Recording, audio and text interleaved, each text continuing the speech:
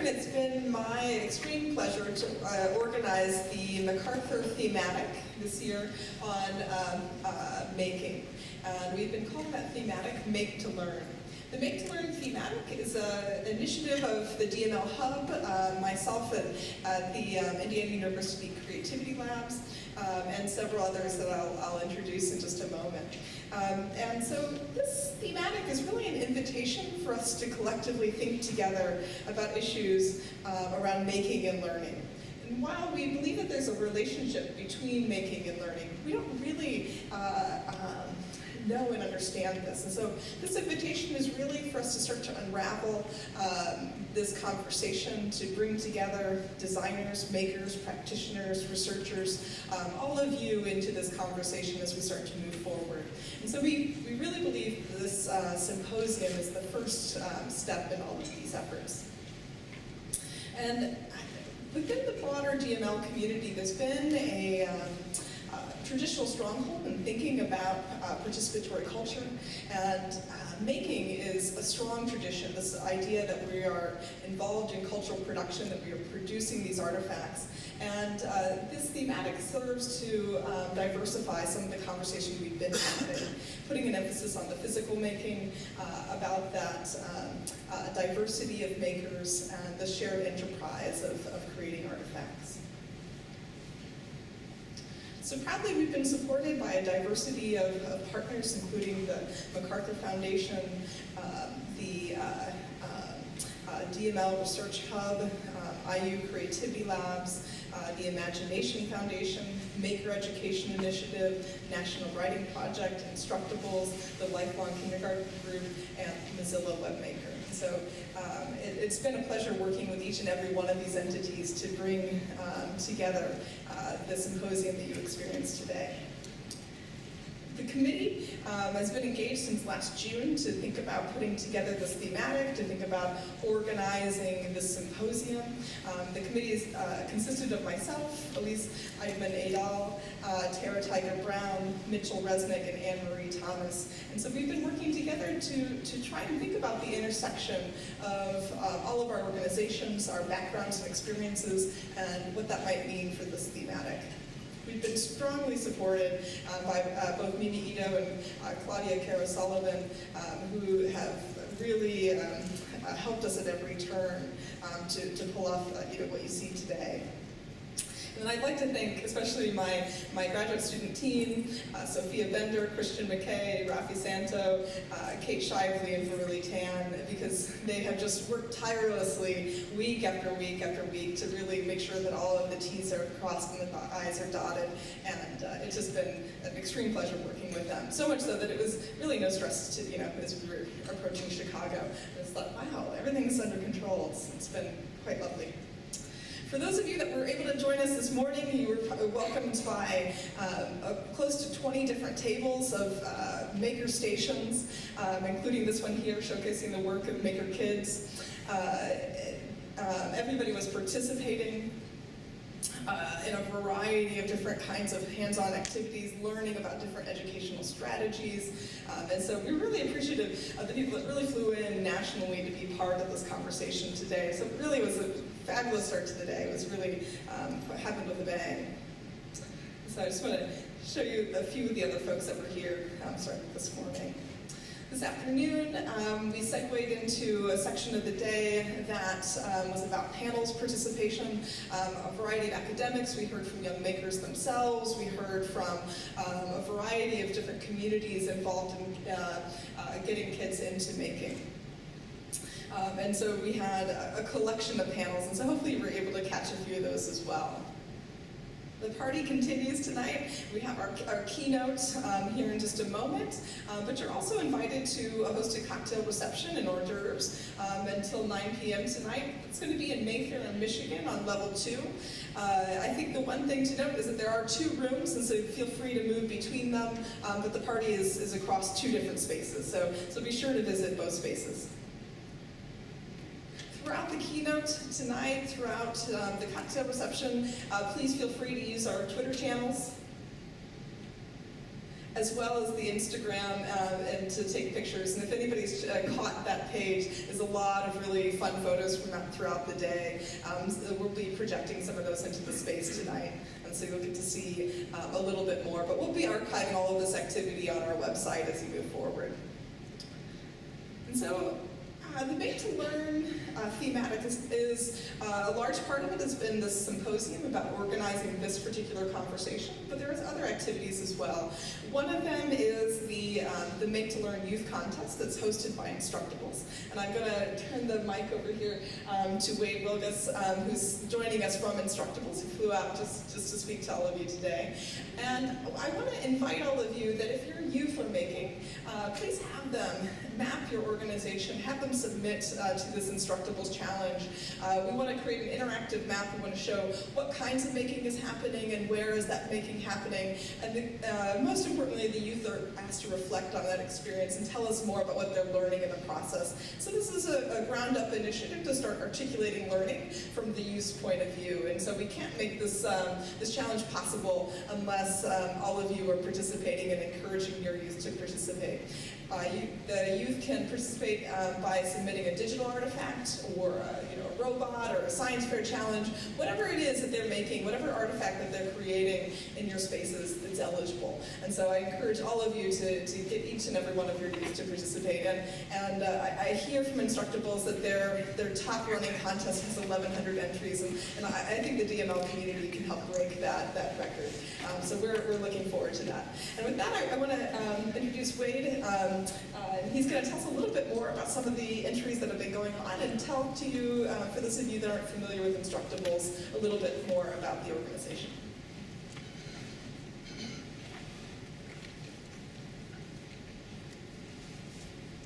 Thanks, Kevin. Look at that awesome robot. Who's making a ladybug cake? His recipes are a form of baking as well. Hi, I'm Wade. I'm from Instructables.com. You may have heard of it. This seems like the kind of audience who has. Welcome. And for those of you who haven't, here's a quick primer on what it is. So Instructables is a platform for online project documentation. We've got everything from robot how-tos to making cupcakes to making R2D2 cupcakes on an Arduino platform that walk around your table. And everything in between. We're international. Our first ever education-related contest that was specifically around formalized education was won by an educator in Slovenia. So get cracking on that. In addition, our community is based on two principles: share and be nice. Sounds a little bit like my classroom when I was teaching in Oakland. Preconditions for sharing in the classroom: safe space. Same thing online. If you go on YouTube and browse the comments for 0 minutes, you will find something awful. It will take you several hours on Instructables to find something that is even a little bit unpleasant. Follow Thumper's advice. If you can't say something nice, don't say anything at all. We also have a mobile interface for accessibility, and I'd like to officially announce, never before been said to a group of strangers, that our Android app is now available, and no one should download it until after everyone up here has spoken. All right, so sharing is super important. That's what our site is built on. Right now we've got 100,000 projects, looking for more, and they're great because sharing projects in an education space allows you to document your success. It allows you to share what you were able to do with a large group of people. In fact, on Instructables, that large group of people is about 16 million strong. That's a pretty big pool of people to inspire with the work that you, your students, children in your life have done. I don't think we're going to FaceTime right now.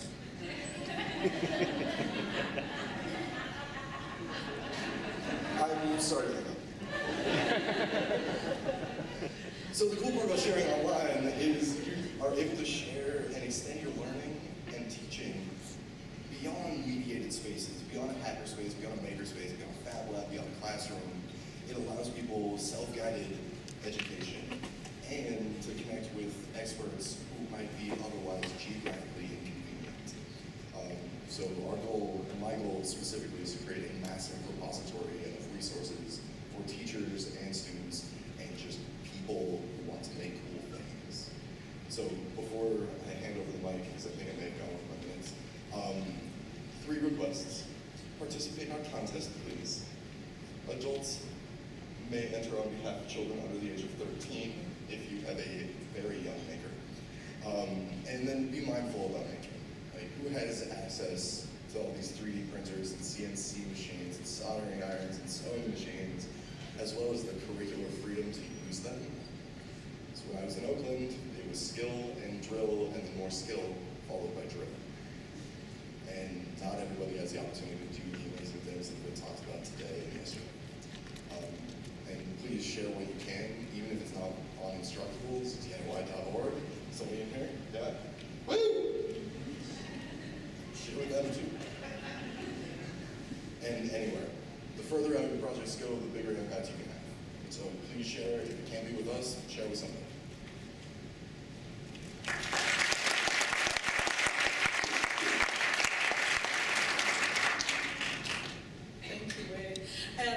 If you go to the Instructables website right now and you go under contests, you can go to Make to Learn, and you'll see that there's over 100 entries.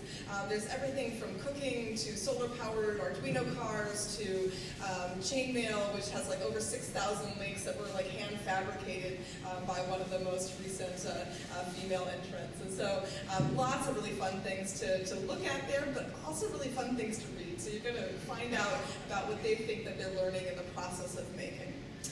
Well, it's my great pleasure to introduce our keynote speaker tonight. It's Dale Dougherty. I can't think of anybody else that I would rather be introducing as part of our keynote tonight. Dale is the founder of Make Magazine, the creator of Maker Faire. He's CEO of Maker Media and co-founder of O'Reilly Media. I think why we feel such a strong affiliation to Dale is that he's built a movement. He's connected to the inner maker in all of us, and I loved hearing in the hallways of people like, oh yeah, this is so me. This is, I'm really a maker at heart today. And I kept hearing it over and over and over again about how these ideas really tap something inside of each of us. And Dale, through his experiences as a writer, he's been able to articulate that and give it voice and shape it in ways that so many of us are so anxious to follow. And he's a selfless proponent of other makers, really putting together things like the Maker Faire so that we can all showcase the things that we make and share them with others. And it really taps into our shared values. I know from speaking to him at length that he doesn't view making as a set of activities. It's about people connecting and sharing what they've made, changing the ways that people see things, that the ways in which we really approach this educational endeavor, the ways in which we think about learning and conceive of it. And so he's been a wonderful partner to conceive of so many of these things. With that, I'm just going to turn the microphone over to Dale and help him to connect his computer. Thank you.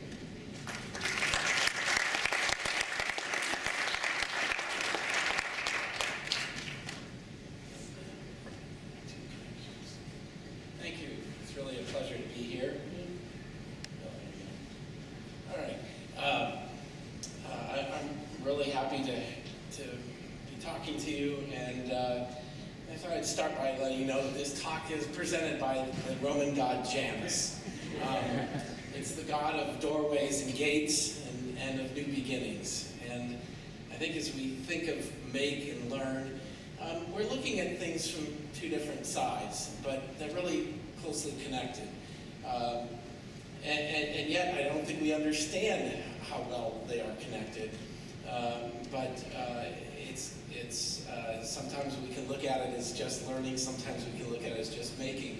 But I think throughout this talk, sort of the Janus, these things really belong together, but we can, from our perspective, look at them separately.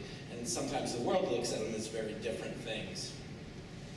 So let me ask you, what's your favorite hand tool? Think about it. What hand tool really comes to mind? Pocket knives? How about this? This is a hand tool. It's operated with our hands. And we don't think of it in the same way. The reason I want to talk about this device is to think about how many millions there are and how many, just in the cell phone category, there's billions of them in the world. And it's probably the most sophisticated technology in our lives. It certainly has the most impact on our lives. How is it we all learn to use them? How is it that so many of us became smart enough to use smartphones? You know, it wasn't that we took a course. It wasn't that we passed a test. We just figured it out.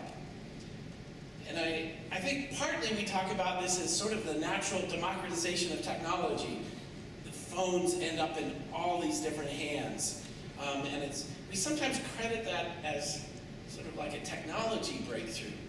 But it's also a democratization of learning. More people are more capable than we imagined. We used to think about computers this way. Certainly when I was in college, it wasn't thought that everybody needed to take computers.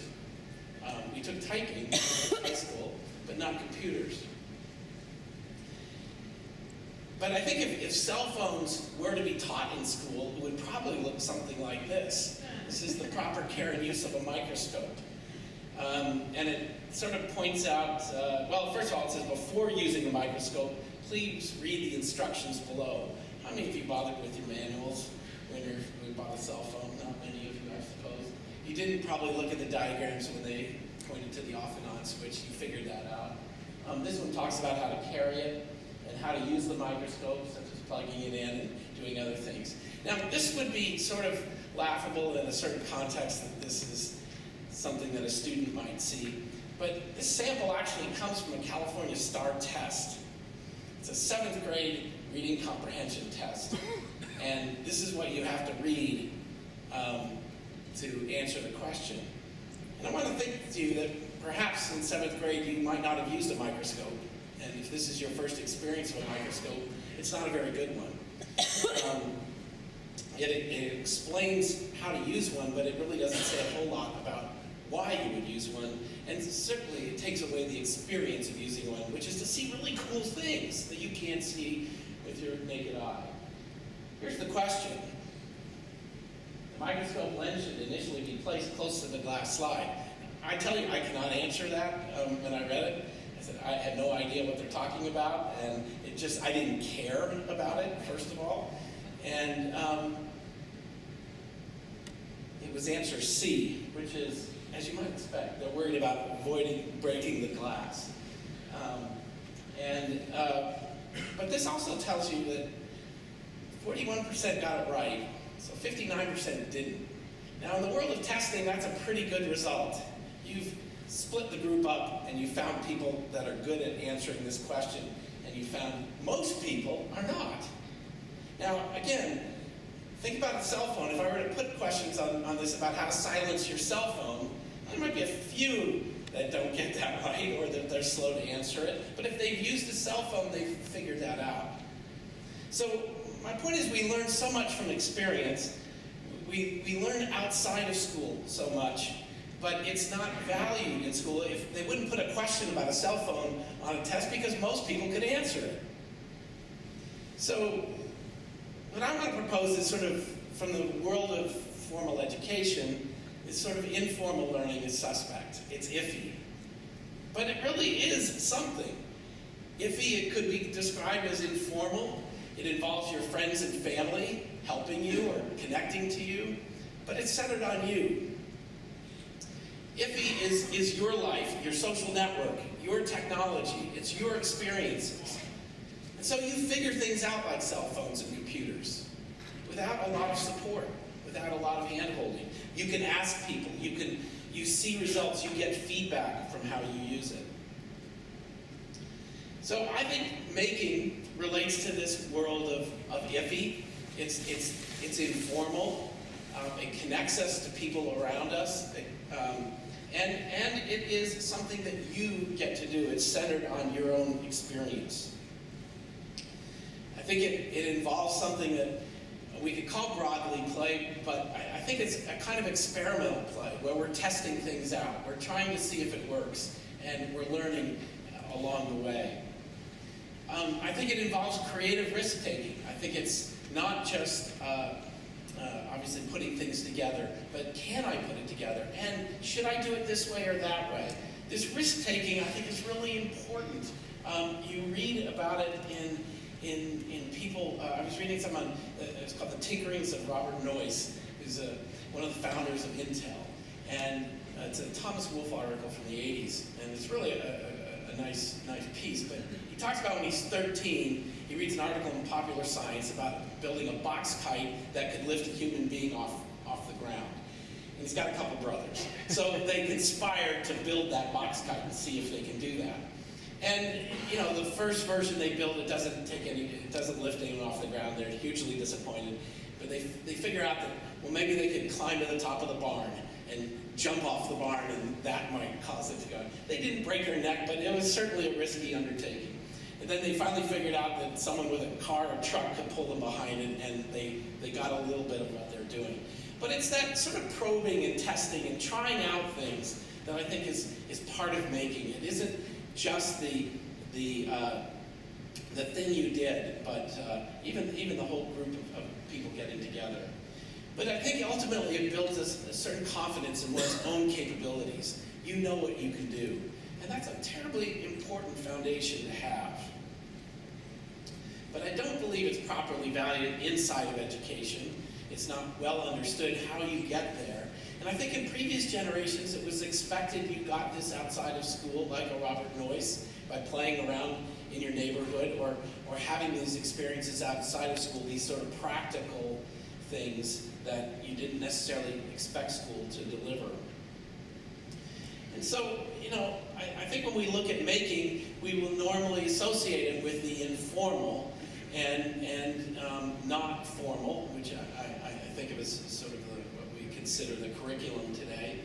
And yet I'm not happy that it would be just assigned to informal spaces, whether that be, say, in museums or after-school programs. If something is valuable and it's important and we're learning, doesn't it belong in the center of learning rather than on the periphery? And at the same time, if you bring it into formal learning, do you strip it of its values as informal learning? The things that make it work on the outside may not make it work on the inside.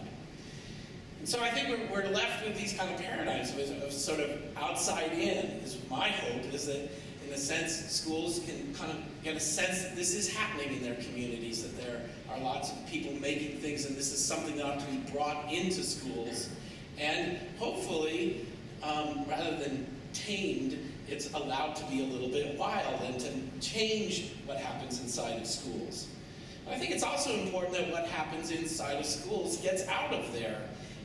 And some of the work that making can do is to help showcase projects and things that students do inside of school. So I think we also have this sort of internal and external. What is happening on the inside? What's happening out that's visible to others when we talk about making and learning? We often don't know what someone is feeling or what they're thinking when they're making, but we can see that they're engaged in that.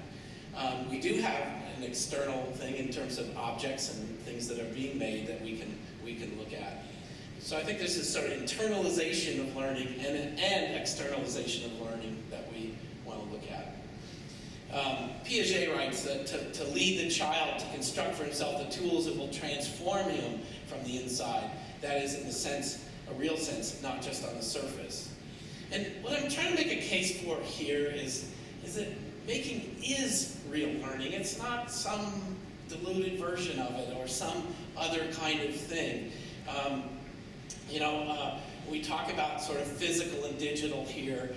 To some degree, making focuses on the physical because it's been ignored more recently. It's not that we can't make digitally, we do, and that should be supported, and it's wonderful.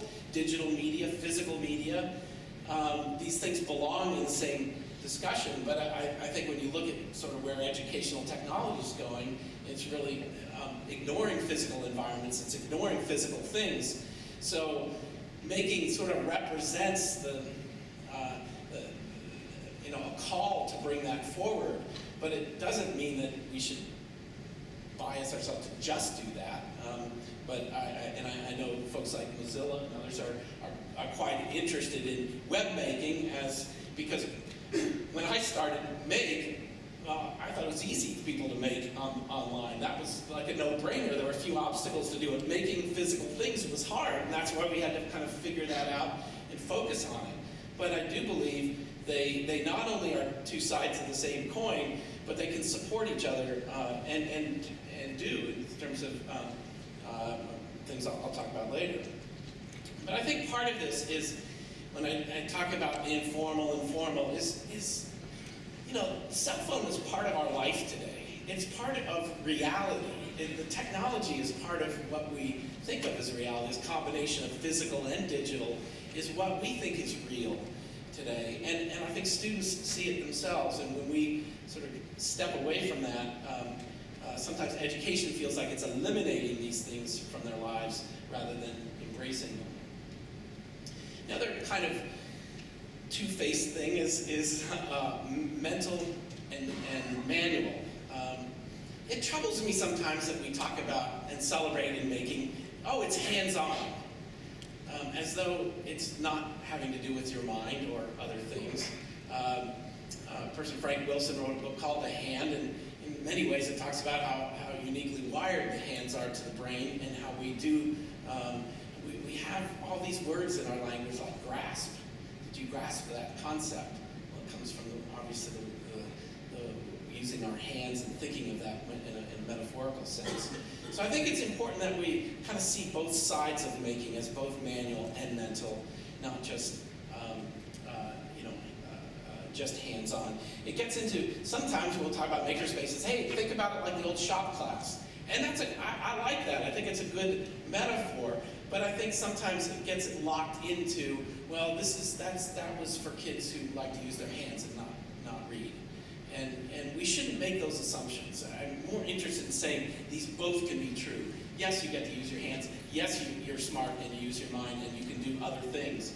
You may start or have a preference in one or the other, but I don't think we know enough to divide it up.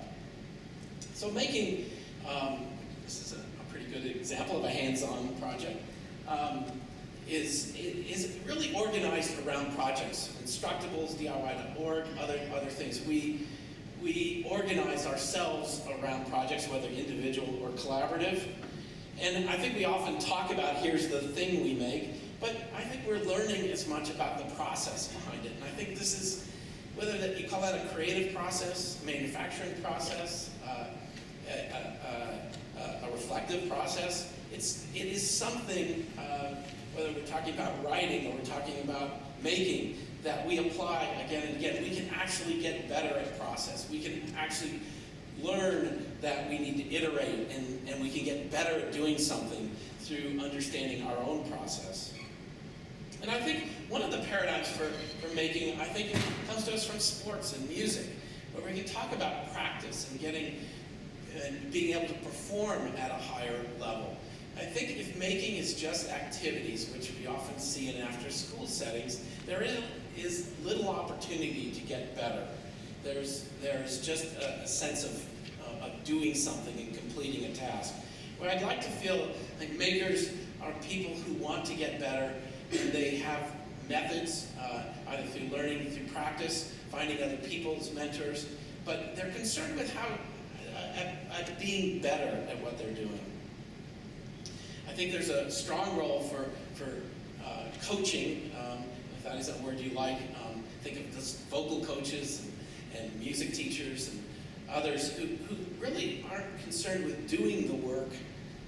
They're really advising and supporting the person doing the work. Think of it even in the sense of a sports coach. They're not on the field. They're not playing. It's the athletes doing that.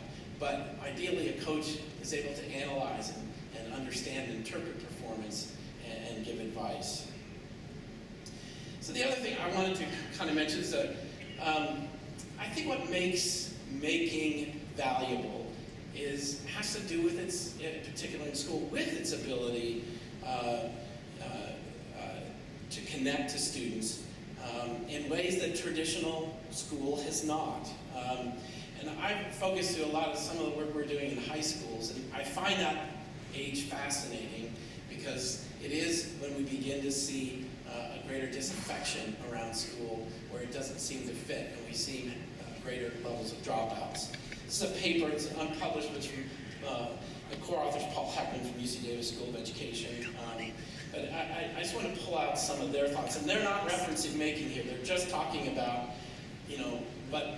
how students learn, and that for them, this is referencing Bruner, 1996, deep immersion in a consequential activity is their general framing for it. But how high school youth learn best when they focus in depth on a few things at once, when they see a clear purpose, when they have an active role, and that involves co-constructing, interpreting, applying, making sense of, making connections.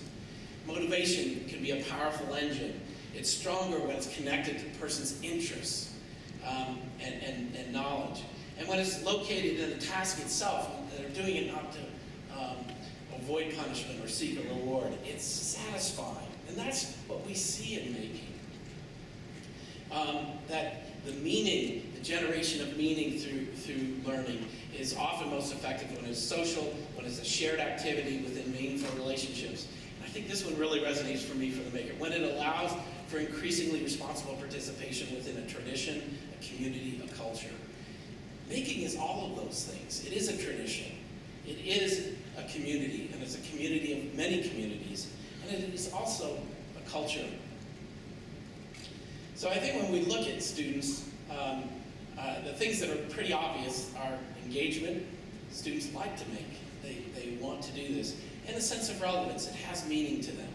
And I think those are at least the most powerful attributes of making to start with. I want to shift a little bit because I think I saw you had many talks today. I caught the end of on creating maker spaces. A couple years ago, we started this. We got a grant from DARPA to do this makerspace program in high schools, and originally I just used the word makerspace, and then as I got into it and really talked to people, I felt like makerspace was this sort of symbolic thing that would allow us to get into schools. Rather than say, here's a curriculum, or here's a set of tools, or here's teacher training, that setting up this idea of a physical space and thinking of it more like a library than something that was equipped for a specific department, the way a biotech lab was, that we could kind of combine aspects of shop class and computer lab and art studio and try to define a different kind of space that could be really used by any course, any student, any teacher. And for me, I saw it in general happening in the community, that it was a kind of on-ramp for the maker movement. That people, for us to get more makers, you need places for people to go locally to take a workshop or find other people who do this. I've used this analogy in a couple of places, but there's more marathoners today than ever in the history. More people run a marathon. Now, marathoning hasn't gotten easier, but the Boston Marathon for 120 years had 300 people running it. And then starting in the 70s, it had thousands, and then tens of thousands, and they had to cap it. And now major urban marathons have 40 to 50,000 people running in them. Most of them are amateurs. And they're running not to win the race, because those roughly a couple hundred people have a chance of doing that. They're running to finish and to achieve a personal goal. And I think that's a good way of thinking about a lot of makers, that they do it for that. But I think one of the reasons more people run the race, apart from personal fitness and other personal goals, is that there's better training available to them. Local track clubs began organizing ways to train, and they didn't ask if you were a runner or if you were on the cross-country team at high school. They simply asked, are you willing to train? If you said yes, you started training. I think we want to see the maker movement like that people can do these things simply if they're willing to learn how to do them. So putting makerspaces in schools, I think, is the most challenging thing, the most challenging place we can do them. We're seeing them with great success, I think, growing in museums, in communities where they're self-organized, freestanding spaces, club-like hacker spaces. I think Jenny's here from the ALA, and librarians are really keen on setting them up in libraries, and all good things. And these would tend to be all informal applications of a makerspace. But I believe getting them into schools is a challenge that is worth undertaking.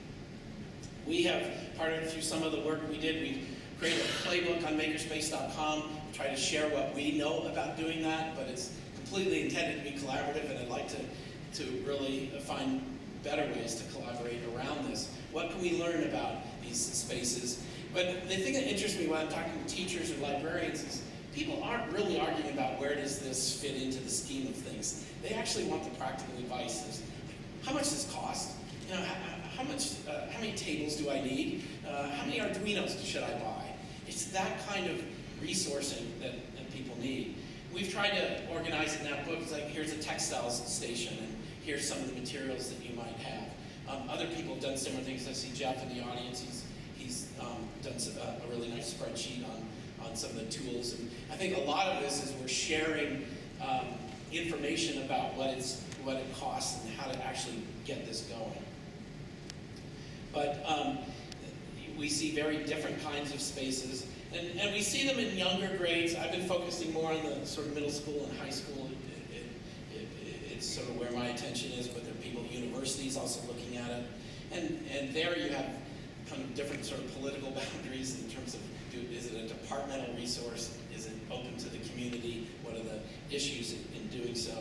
And sometimes even organizations with the best intentions struggle to sort of really create a good space. But the things that we see there is sort of the creative work of students. This is a hovercraft. We see that it's collaborative. Students work together, mentors and others, they're participating, they're interacting. It tends not to be competitive. This might be my bias, but around Maker Faire, that I tend to not organize it around competition because I thought it reduced the outcomes that were possible. I'd like someone to think about what they want to do and not worry if they're going to win. And, you know, this is my slide to say, up until now, I have not mentioned 3D printers, right? Makerspaces are not houses for 3D printers, they're houses for making, right? And if you have a 3D printer, great, use it, get it. But let's not allow the technology to define the practice here. And I think it's not about, you know, you see computer labs where they sort of glare at you in their black glory, and you wonder if anybody uses them.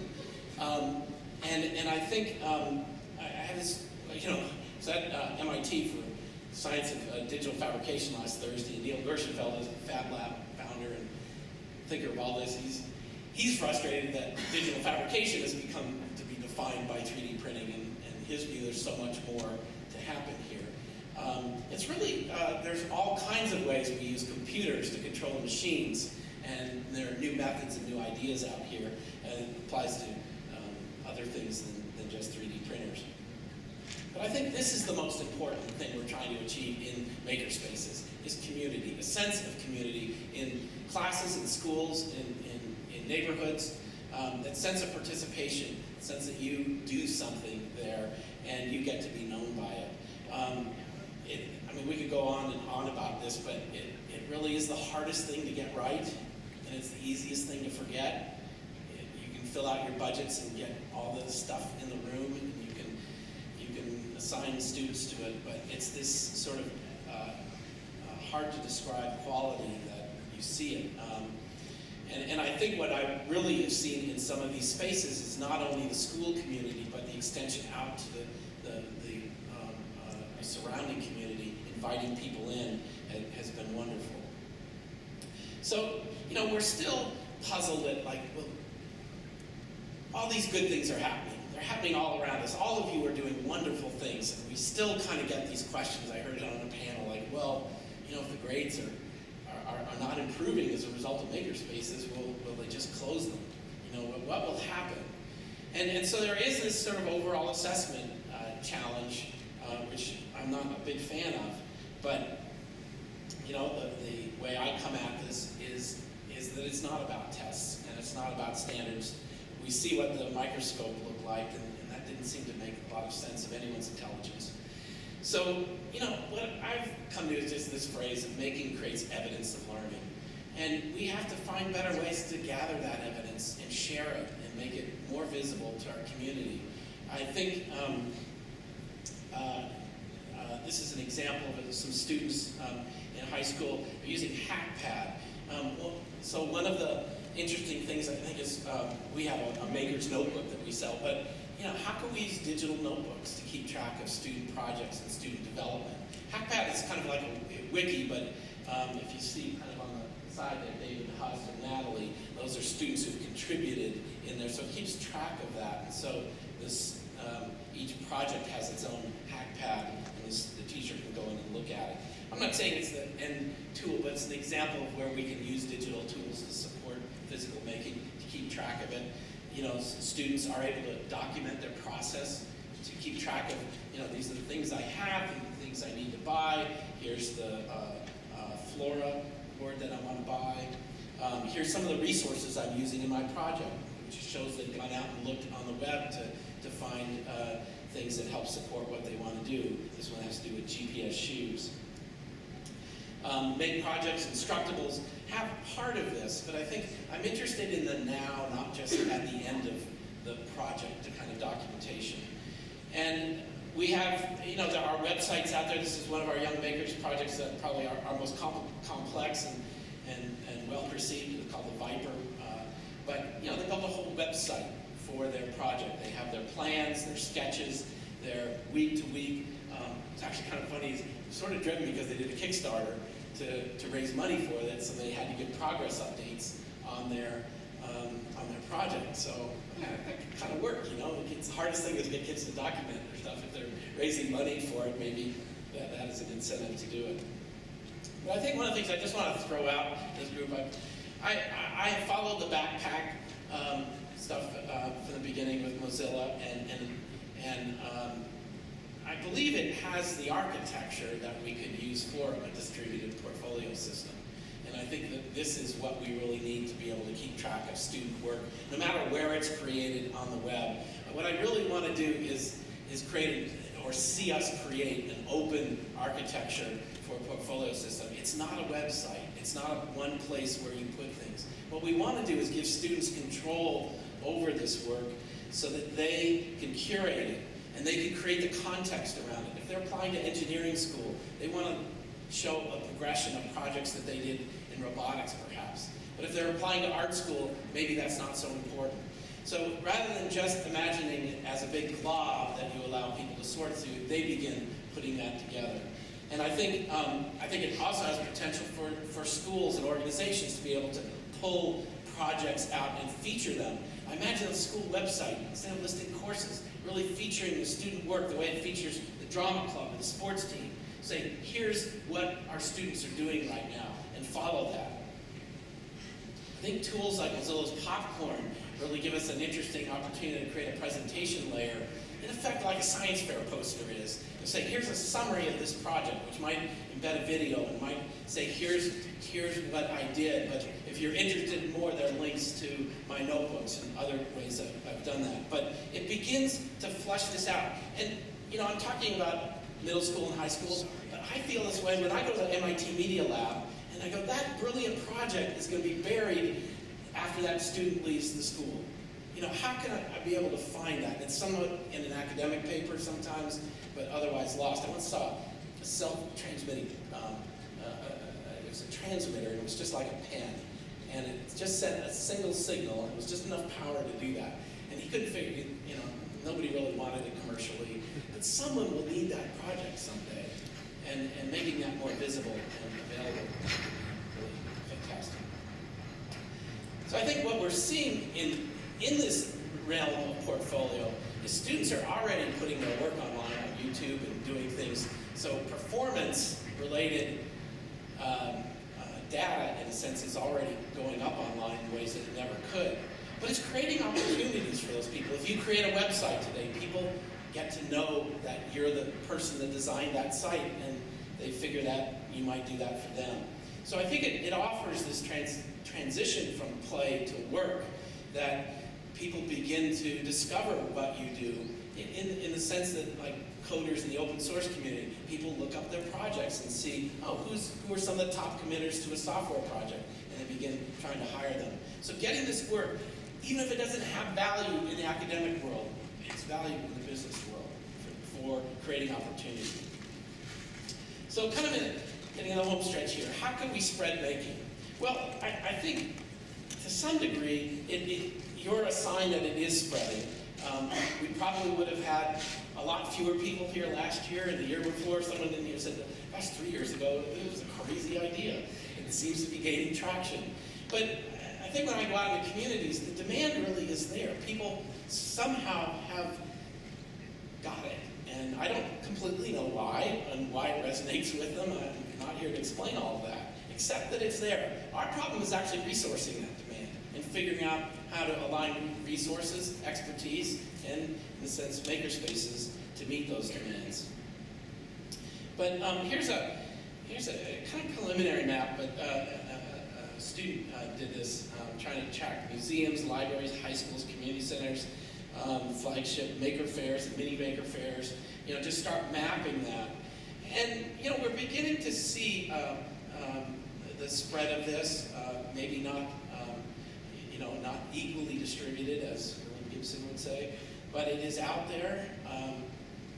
And I think one of the models I want to talk about is just, there's something that's happening here. Someone once called me, humorous, Johnny Appleseed for Maker. And, if you remember Michael Pollan's book, Johnny Appleseed, Johnny Appleseed was peddling cider, basically, which I like to make. But he wasn't all just the apple a day guy. But in some ways, it's how do you spread this out? And I think we're not spreading it out in a centralized way. It's really going in this really interesting distributed way that I kind of call scatter. It's sort of spreading it out there, and people are picking it up, and they're spreading it. And then we look out there and see what's happening. We try to gather it in and figure out how to make sense of that. And it's, I had a note from a teacher, or actually an assistant superintendent in Santa Rosa, who was saying, we kind of started, we got a maker camp going, and we discovered that one of the teachers from the high school that we invited to participate in the maker camp and do a couple projects, he was a motorcycle fabricator in his side job. Like, he loved making, but he was a biology teacher by day. So he started running with making. And then, it happened at another school, and it happened at another school. And it almost without a formal organization, it begins to happen. It might not always happen that way. And the big reason, in some ways, for starting this nonprofit, which Anne-Marie had to start last June, is this idea that this belongs to every child. And making isn't necessarily spreading into all parts of our community as fast as we'd like. It happens in more affluent areas, it happens in suburbs, it happens when parents can obtain the resources to do it, or whether young people can get together and build a makerspace. But it belongs everywhere, and I think that, again, is why schools are important.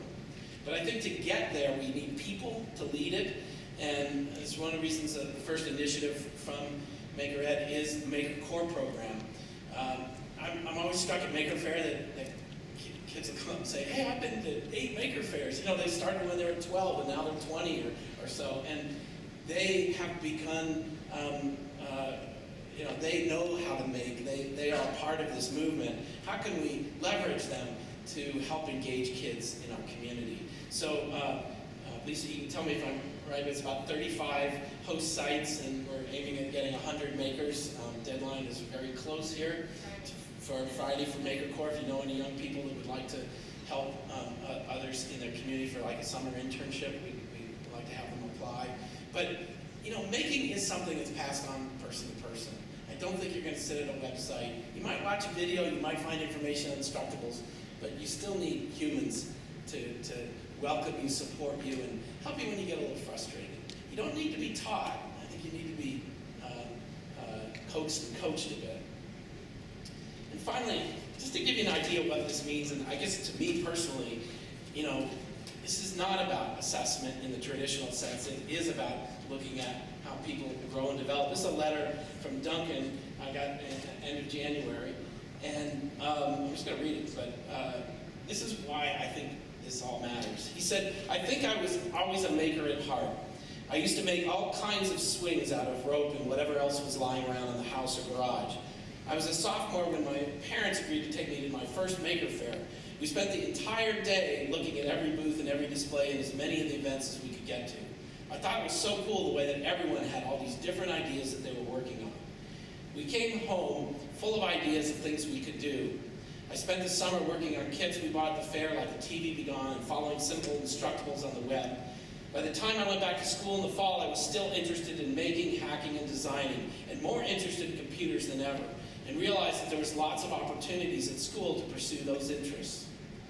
The Venture Academy, where he went in Stockton, allowed me time and access to materials and a place to work, and people that I could learn other skills from, which is really the most powerful way that making changed my life, because it helped me to be less shy and seek out others with the same interests. As a result, I made great new friends and met the classmate who became my best friend, and associated with some really great mentors that I'm still in touch with today. Before, I thought being a maker meant being someone who tinkered alone in a garage. But now I see that being a maker is just about being a collaborator, a student, teacher, a craftsman in just about every aspect of my life, from the car I drive to the food I eat to the kind of environment I create and choose to live in every day. So that kind of development, that kind of awareness, that kind of own sense of self is really what pleases me in that message. What I find interesting, he says, I think I was always a maker at heart. He's kind of testing that on all of us and seeing if he really believes that. But you have to also unravel that. What if he doesn't go to Maker Faire? What if he doesn't find this supported at school? What if he doesn't find it supported at home? He may not have that same identification with being a maker. So thank you very much, and I'd be happy to take a few questions if there